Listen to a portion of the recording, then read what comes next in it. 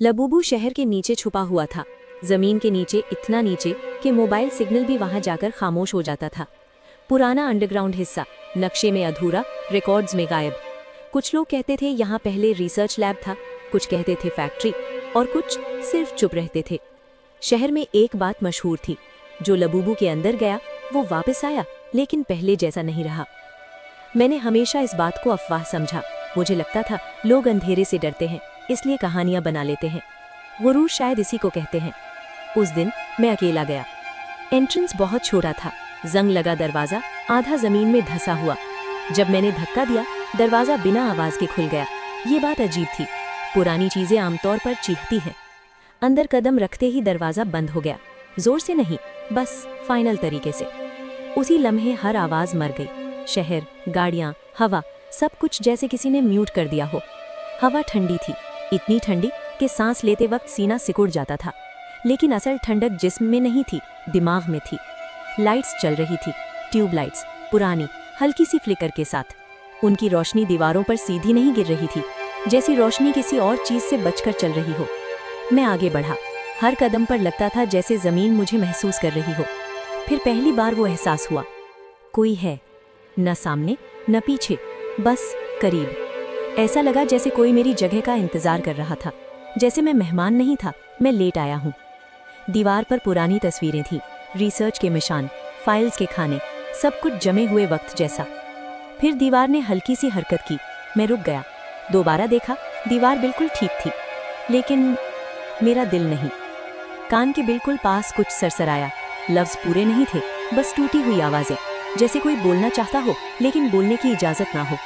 शक, बेचैनी, खुद पर भरोसा टूटने लगा। एक सरगोशी जरा वाजे हुई, तुम यहाँ अपनी मर्जी से आया हो।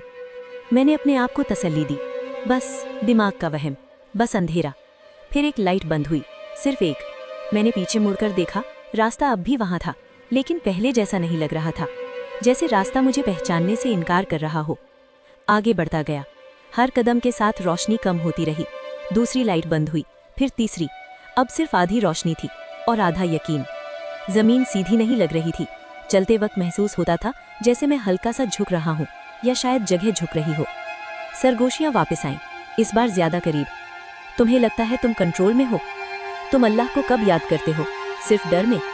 हिम्मत तुम्हारी है या उस जगह की जो तुम्हें देख रही है? ये लफ्ज गंदे नहीं थे, ये डेंजरस थे, क्योंकि ये सीधा दिल में लगते थे। तब मुझे समझ आया, लबूबू कोई मकान नहीं, ये एक हालत है। ये जगह डर से ज्यादा गफलत पर जिंदा है। जितना मैं अपने आप पर भरोसा करता गया, उतना ही अंधेरा गहरा होता गया। सांस तेज हो गई, सीना भारी, पैनिक छुप कर बैठा था, अब बाहर आ रहा था। और तब उस अंधेरे के बीच एक पुरानी भूली हुई याद ने जगह ली, अल्लाह। जबान से नहीं निकला, सिर्फ दिल में।